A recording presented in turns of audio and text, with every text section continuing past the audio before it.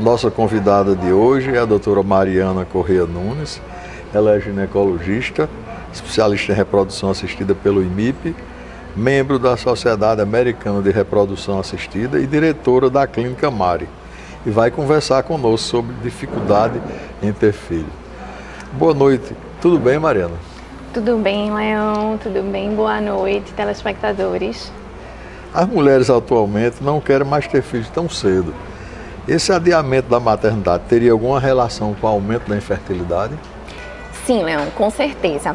A mulher moderna vem adiando esse plano de ter filhos e o envelhecer, o adiamento da maternidade impacta no aumento da taxa de infertilidade, no aumento do número de abortos, na proporção de síndromes genéticas que ela aumenta com o decorrer da idade materna e com as complicações relacionadas com o parto em idade avançada. Mariana, em pacientes que receberam o diagnóstico de câncer e ainda não tiveram filhos, qual seria a solução? Excelente pergunta. A oncofertilidade atualmente está em alta. Então a gente sabe que as mulheres têm recebido o diagnóstico de câncer cada vez mais cedo. Então hoje a gente tem técnicas muito seguras para estimulação ovariana e congelamento de óvulo para preservação de fertilidade, mesmo em mulheres com diagnóstico de cânceres hormônio dependentes, como por exemplo o câncer de mama. Quais são os hábitos de vida que podem impactar nas chances de um casal ter um bebê? São vários, né, Leão? Eu vou citar alguns aqui para você, como por exemplo o tabagismo, né? A gente sabe que as mulheres que fumam, elas têm uma chance maior de infertilidade, de aborto, de gravidez ectópica. E a gente sabe que o tabagismo, ele também pode antecipar a menopausa de uma mulher em 1 a 4 anos.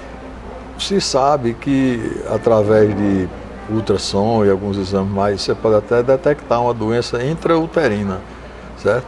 Através de algum exame se pode detectar que aquele óvulo não está perfeito e tem algum problema de DNA para a geração do feto?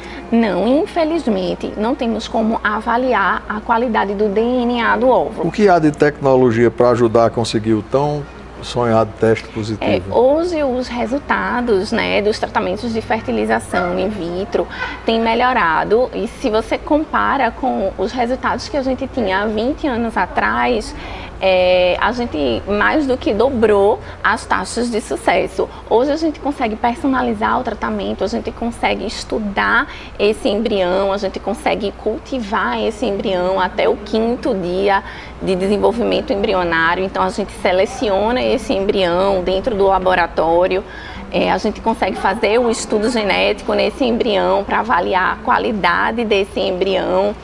Além disso, a gente pode personalizar o tratamento, avaliando o útero dessa paciente, avaliando a qualidade desse endométrio, a flora desse endométrio e a receptividade dessa camada que vai interagir com esse embrião. Então hoje a gente consegue trazer para a paciente 60% de chance de gravidez, transferindo um único embrião geneticamente saudável. Mariana, deixe seu contato para quem quiser mais informações. Joia. Eu atendo no consultório Amari. O telefone para contato é o 9800 3535 ou então pelo 3314 0540. Obrigado pela sua entrevista, Mariana. Obrigada, Leão. Boa noite. E você em casa, não sai. Logo mais voltaremos após o intervalo.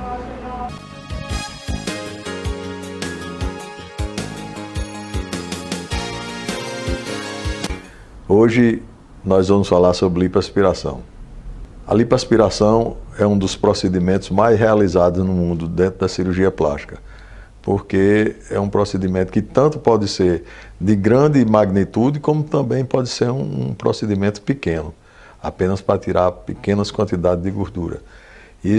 Essa técnica foi desenvolvida por Ilou, um médico francês, que nos idos de 1980, ele usava esse aspirador para fazer aborto. Fazia aspiração dentro do útero e notou que com isso também poderia retirar a gordura. E começou a fazer esse procedimento, que já era um método que tinha tentativas com outros tipos de lipoaspiração. Inclusive aqui em Pernambuco, teve um colega que foi o precursor dessa lipoaspiração nesse tipo no Brasil. Ele trouxe esse método da Itália. Esse médico pernambucano, o Dr. Frederico Henriques, ele trouxe essa máquina da Itália e começou a trabalhar isso aqui. E esse método depois veio a se firmar e, como eu falei anteriormente, hoje é o procedimento de cirurgia plástica mais realizado do mundo inteiro. Além da inovação grande que essa lipo fez, que foi os enxertos de gordura, que hoje o lipofilling, entendeu? E os enxertos de bumbum, que foi também criado aqui pelo médico brasileiro, certo? Dr. Carlos Romero Cabral, foi um colega nosso aqui de Pernambuco, foi quem incentivou e praticamente começou esse tipo de cirurgia. A lipoaspiração é um procedimento que é bastante efetuado aqui no Brasil, devido a ser a costa muito grande, e nós temos as praias. E agora chegando o verão, bastante pessoas vão procurar esse procedimento para tirar as gorduras que foram acumuladas durante o inverno, com os churrascos, com as bebidas, e agora querem exibir seus corpos magnânimes aí no sol do verão pernambucano e nessas costas do Brasil inteiro. Então, venha, nos procure, que nós fazemos alguma consulta para mostrar qual é a realidade e o que é que se pode ser feito com a lipoaspiração.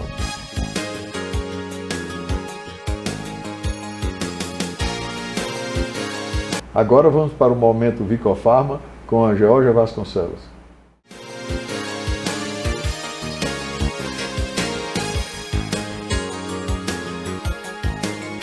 Olá, hoje no momento Vicofarma vamos conversar com o Dr. Ricardo Lira sobre infertilidade masculina. Dr. Ricardo é médico, urologista, graduado pela UPE e tem formação em andrologia pelo Instituto H. Ellis, em São Paulo, e é membro titular da Sociedade Brasileira de Urologia. Dr. Ricardo. Olá, Jorge. É um prazer estar com você aqui nesse seu programa, nesse seu momento de Vicofarma. Isso, para a gente é uma grande alegria. Obrigada pela oportunidade, uma honra. Dr. Ricardo, vamos agora falar um pouquinho, sobre infertilidade. Então, qual o percentual de casais inférteis? Georgia, o percentual de casais inférteis na nossa sociedade, por incrível que pareça, chega a 15% de casais que têm algum problema com fertilidade. Então, não é uma coisa tão rara, Então, é muito comum você ver entre roda de amigos, sim, um ou outro casal que tem dificuldade em engravidar. Então, por isso que talvez a busca por profissionais nessa área seja tão intensa, né? A gente tem realmente uma procura crescente de pacientes aqui no nosso consultório. Perfeito. Esse número, então, vem crescendo, né, doutor Ricardo? Mais ou menos 15% da população de casais tem algum problema para engravidar. Certo. E quais as principais causas masculinas? Olha, sem dúvida, a principal causa ainda é a varicocele, que são varizes no testículo. E aí você pode associar outras causas como alterações genéticas, principalmente a obesidade tem causado muita infertilidade, porque a obesidade ela cria alterações hormonais que dificultam a engravidar. Você tem questões genéticas, né? Homens que nascem com alguma alteração do cromossomo Y e daí não conseguem engravidar. Mas basicamente eu acho que a varicocele é o que se destaca, né? Dentre as causas mais importantes. O principal causa, né? A varicocele. Exatamente. Os aspectos ambientais interferem na fertilidade? Sim, sim. É importante saber que com a sociedade cada vez mais evoluindo e crescendo as cidades, você tem muitos aspectos de poluição. A poluição está interferindo profundamente. Eu vi um trabalho que mostrava que o índice de fertilidade do paulistano vem diminuindo com os anos, por conta do aumento da poluição. E também alguns tipos de trabalho, onde existe exposição a algum agente químico, a fumaça. Então tudo isso faz com que haja uma diminuição da fertilidade, porque esses agentes provocam alterações nos radicalídeos, aumento dos radicalídeos no corpo. Perfeito. Existe tratamento, né, para a infertilidade do homem? Sim, na verdade o tratamento ele é diferenciado para cada caso. Né? Para cada caso você impõe um tratamento diferente. Né? Então, no caso da varicocele, você tem tratamento cirúrgico, uma correção cirúrgica. No caso onde existem, por exemplo, alterações hormonais, você vai corrigir as alterações hormonais. E no caso onde existem alterações de radicais livres, a gente costuma suplementar com medicação para radicais livres.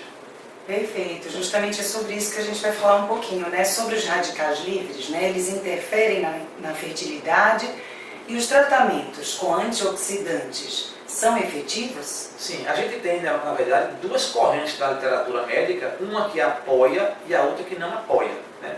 Então, baseado em alguns trabalhos, a gente tem observado que sim, que alguns trabalhos apoiam realmente o uso dos radicais livres e a experiência pessoal, no caso do grupo aqui que trabalha aqui na Andros, a gente tem observado que em alguns casos eles funcionam muito bem, a suplementação de antirradicais livres. Porque na verdade os antirradicais livres alteram o DNA, a estrutura do DNA do espermatozoide, fazendo com que a informação ao óvulo não seja passada de maneira correta. Então quando você corrige, elimina esse excesso de radical livre do corpo do paciente, você corrige esse dano ao DNA e aumenta com certeza a taxa de fertilidade. Inclusive, através da Vicofarma, né, a gente desenvolvendo, né, alguns produtos personalizados, de acordo com seus estudos, né, nos Estados Unidos. A gente conseguiu fazer mais ou menos um produto que a gente observou em alguns congressos e que esse produto a gente conseguiu montar essa formulação aqui com vocês e a gente tem usado realmente com muito sucesso aqui, né? Uma frequência e resultados bons importantes. Resultados. Uma honra, viu? Uma alegria poder participar desse projeto de desenvolvimento. Muito obrigada. Então, doutor Ricardo, o doutor poderia deixar o seu contato, né, para quem quiser marcar uma consulta? Vocês podem, eu tenho um perfil do Instagram, né, que é Ricardo Lira Andrologista, Ricardo Lira com Y, e vocês podem entrar no meu perfil e observar lá, tem os meus contatos do consultório aqui da Andros Recife.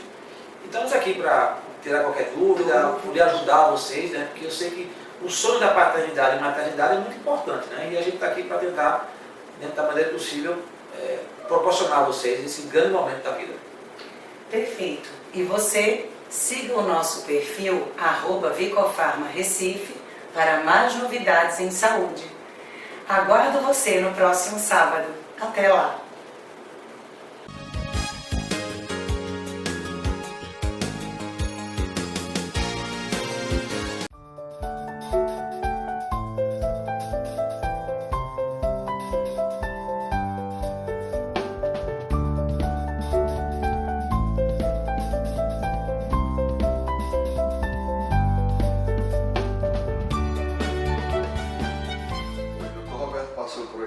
Sim, já passou sim. Viu seus exames, tudo certinho, tudo direitinho?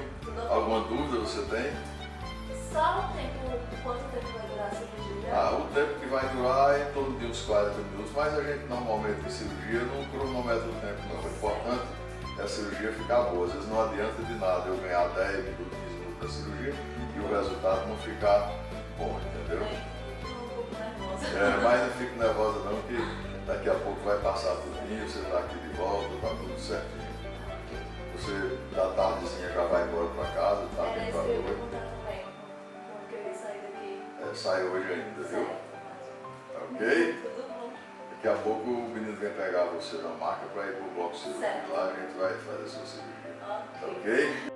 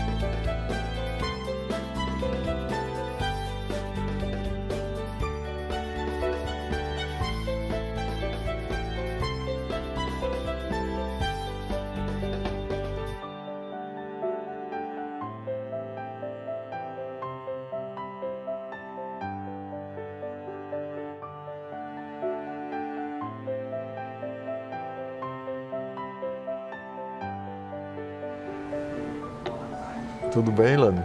Tudo bem. Agora que a gente já viu o passo a passo da cirurgia de Ilane, vamos conversar com ela a respeito de como é que foi todo esse processo, desde o pré-operatório ao transoperatório, e agora como é que você encarou isso aí tudinho. Tudo bem. Realmente, eu não estava esperando no momento. Foi uma surpresa quando você veio falar comigo e a gente combinou tudo. Então, assim, era um sonho. Era um sonho que eu tinha, porque realmente, depois da minha amamentação, eu fiquei sem peito nenhum. E, assim, era um sonho realmente. E depois que fiz, tudo mudou. Tudo mudou, foi literalmente diferente. A autoestima, tudo. E como é que foi a cirurgia? Você lhe incomodou muito? Você estava nervosa? Como é que foi? Conta aí para quem está vendo aqui a gente. Estava um pouco nervosa, mas ocorreu tudo bem, graças a Deus. Eu não senti nada, não senti dor alguma, como você me garantiu, né? Disse a você. Foi muito tranquilo. A cicatrização, tudo normal. Tudo perfeito. Com 5 dias, né, quando eu voltei para a consulta, como você viu, já estava tranquilo. A cicatrização foi perfeita. E praticamente lá no hospital lhe trataram bem? Muito bem, muito bem. Gostou lá do otorrinos? Sim, bastante. Fui muito bem tratada. E o pós, depois ele foi para casa? Sim. Tomou as medicações? Saí no mesmo dia, né? Tomei medicação, não senti dor alguma. Cheguei em casa, me alimentei normal e tal. Tomei banho sozinha, muito bom, né? E tranquilo. Só fiquei um pouco tonta por conta do peso, que eu não tinha nada. No começo você estranhou, né? Isso. Fiquei um pouco tonta quando eu ficava em pé e o peso, eu não conseguia ficar reta. Mas até eu também botei um tamanho que não era muito grande, porque você tem um tipo assim mignon, até mais pode ser que queira ser modelo, alguma coisa, certo? E uma mama muito grande para quem vai ser modelo não fica legal, não. O tamanho ficou ideal. Eu tava com a dúvida antes, lembra? Tava com a dúvida do tamanho, mas ficou ótimo. Ficou adequado. Hoje ninguém diz que eu tenho silicone, ninguém fala olhando para mim. Acha perfeito. Perfeito mesmo. A naturalidade é um fator muito importante dentro da cirurgia plástica, entendeu? Ninguém diz, ninguém fala. Você agora já está com recém-operado ainda, mas eu já libero você para dirigir, entendeu? Isso que eu ia perguntar, para voltar à atividade física. Pode voltar à atividade física, entendeu? Já está quase um mês de cirurgia, eu já libero você. Ótimo. Certo? Tá bom. Aí você já está livre para fazer isso. Eu só não libero ainda para você levar sol de praia. Certo. São 60 dias. E também a alimentação. Algumas pessoas não têm problema nenhum, mas outras, às vezes como come alguma proteína estranha, tipo crustáceo, carne de porco, pode ter exacerbar um processo inflamatório, entendeu? Certo. Tá tranquilo. Então você está liberado agora e é vida que segue. Então, doutor Leão, aproveitando que estamos aqui, queria muito agradecer a você e toda a sua equipe, que foi maravilhosa, e dizer que eu estou muito satisfeita com o meu resultado. Muito obrigada. O resultado ficou realmente bom, foi uma cirurgia sem nenhum problema, aconteceu tudo dentro do figurino, certo? Não lhe incomodou em nada, nem dor, nada. Então, foi tudo como estava previsto. Então, com o caso da Lani, nós estamos terminando aqui hoje, e para você em casa, no próximo sábado estaremos de volta. Qualquer pessoa que queira também fazer essa mesma cirurgia dela, ou então alguma cirurgia dentro da cirurgia plástica, pode me procurar aqui, por esse telefone aqui abaixo, o endereço. Na rede social, meu Instagram. Boa noite e até o próximo programa.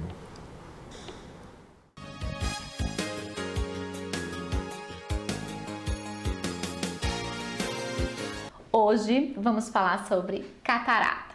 Isso aqui é um olho esquemático, onde a gente tem, só para vocês se situarem, a córnea, que é essa parte mais externa do olho.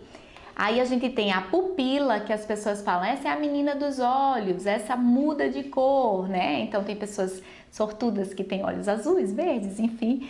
E aqui dentro tem o cristalino. Esse cristalino, vocês vejam que ele é totalmente transparente, até mais ou menos os 50 anos. Que a partir dos 55 anos, mais de 50% da população mundial já vai ter algum grau de opacificação dessa estrutura. Aí como é que ela opacifica?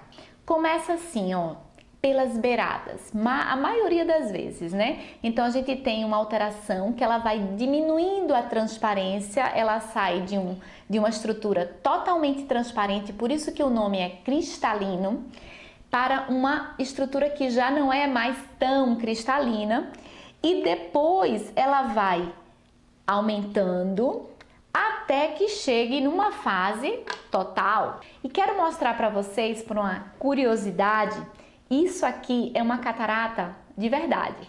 Essa é uma catarata retirada de um paciente, eu fiz essa cirurgia, inclusive com uma técnica antiga, porque hoje a gente não faz mais, ela não sai mais assim desse jeito, mas é só para vocês entenderem que essa estrutura preta, escura, marrom, ela fica aqui nessa posição e é por isso que a gente não consegue enxergar quando está com a catarata. E vamos falar sobre os tratamentos. Gente, não existe colírio para catarata. Infelizmente, ou felizmente, o tratamento é um só, ele é único. Hoje ele é muito tecnológico, a gente tem uma estrutura tecnológica muito grande a nosso favor para fazer com que a cirurgia seja segura, rápida, claro que é muito delicada, porque nós estamos trabalhando lá dentro do olho, mas com um índice de sucesso muito grande, desde que tudo esteja bem e que você tenha um ótimo acompanhamento com o seu oftalmologista. E a cirurgia, então, ela deve ser realizada a partir do momento em que a pessoa começa a perceber que não está mais enxergando como enxergava antes, mesmo com os seus óculos, mesmo com a correção visual que ela já tinha. De forma que, quando a gente vai conversar sobre a cirurgia, que consiste na retirada, hoje nós fazemos através de uma aberturinha simples como essa daqui. A gente faz em torno de 2,2 a 3 milímetros, que é a pontinha da caneta. Então a gente faz uma abertura no olho, existe uma espécie de uma caneta que vai diluir e vai, através de ondas de ultrassom, diluir essa catarata, ela vai ser aspirada, então ela não sai como essa daqui. Essa daqui é uma catarata hipermadura, que é muito mais difícil a energia de quebrar essa catarata, então às vezes ela tem que sair inteira. Mas o normal é que ela saia através dessa canetinha e nesse local, porque aí a gente tirou a catarata, o cristalino, né? E a gente precisa colocar uma lente intraocular no local que a gente tirou. E aí é quando as pessoas perguntam sobre a lente, né? Existem vários tipos de lentes intraoculares e não existe o melhor ou a melhor. Cada caso é um caso que precisa ser discutido, avaliado. Então, quando a gente coloca através da mesma canetinha uma lente, o ideal é que ela seja dobrável, porque ela vai entrar no olho por essa mesma abertura de 2,2 a 3 milímetros. Dentro do olho ela vai abrir como uma flor para ocupar esse espaço. E a grande vantagem é que a gente consegue colocar o grau que a gente quer nessa lente.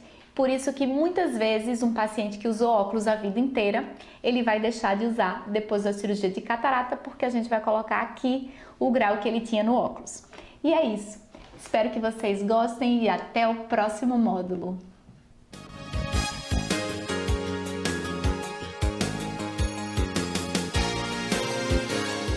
Hoje o programa Medicina Estética vai falar sobre um assunto que tem suscitado muitas curiosidades de todos nós e principalmente de vocês clientes, que é a respeito da harmonização orofacial.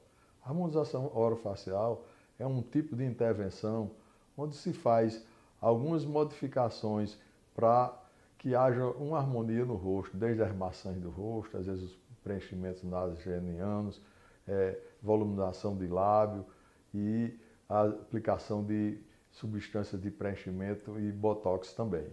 Mas, em cima disso, a gente tem a reestruturação da face, que é feito pelo cirurgião plástico. A diferença grande dessa reestruturação da face, que é o equilíbrio que se refaz, é que a harmonização orofacial é uma cirurgia de superfície, de uma durabilidade pequena. Nós fazemos isso também, mas a reestruturação é uma cirurgia profunda, tipo um facelift, onde a gente reposiciona as estruturas que foram já caídas através da musculatura, do platisma, certo? através das pitoses palpebrais. Tudo isso é feito através de cirurgia. Com cirurgias a gente reposiciona toda essa área que foi caída com o tempo, que fez com que o paciente ficasse mais envelhecido. Tratando também a pele, porque esse descolamento que a gente faz nos lifts também estimula colágeno, fibroblasto e faz com que haja esse reequilíbrio. A grande diferença do reequilíbrio estrutural da face para a harmonização orofacial é a durabilidade. A durabilidade do reequilíbrio estrutural da face, que é feita através de uma cirurgia, onde a gente trata planos profundos, e algumas vezes até a parte óssea da face, é que essa cirurgia ela demora. Você pode ver uma paciente operada de rosto, às vezes 5, 10 anos depois, e ainda mantém aquele mesmo frescor da pele, aquela mesma suavidade, sem os exageros. Já na harmonização orofacial, que também é um procedimento importante dentro da estética, essa durabilidade ela é diminuta. Às vezes eu digo até que enquanto tem um edema, a gente nota mais, à medida que esse edema ou a inchação vai passando, aí você vai sentindo desaparecer esse efeito. Não condeno de jeito nenhum, mas eu recomendo muito mais uma estruturação de face, onde a gente vai mexer profundamente, do que a harmonização orofacial.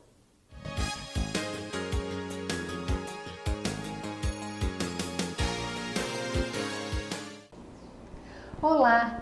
O nosso tema de hoje é o queridinho da vez. É o ultrassom microfocado. Isso está em todas as manchetes de revistas, jornal, redes sociais, todo mundo falando disso. Esse aparelho emite uma onda que pula as primeiras camadas da pele. Então, com isso, ele não promove nenhum corte, não há nenhuma aparência de que houve algum procedimento naquele local. E o que ele faz é ir direto no colágeno e fazer pontinhos de coagulação nesse colágeno, como se fosse uma nata de leite. Esse colágeno, então, ele é renovado pelo organismo e no local vai nascer um colágeno novinho. Poxa, mas todo mundo pode fazer isso? Na verdade, sim. Mas é claro que aquelas pessoas que têm flacidez são as que vão se beneficiar mais dessa tecnologia. Como é que é possível saber se você tem flacidez ou não? É só dar uma puxadinha nessa lateral aqui na bochecha. Se você sentir que essa pelezinha veio fácil, já tem um pouquinho de flacidez. Ele tem como vantagem não requerer praticamente nenhum cuidado pré-tratamento.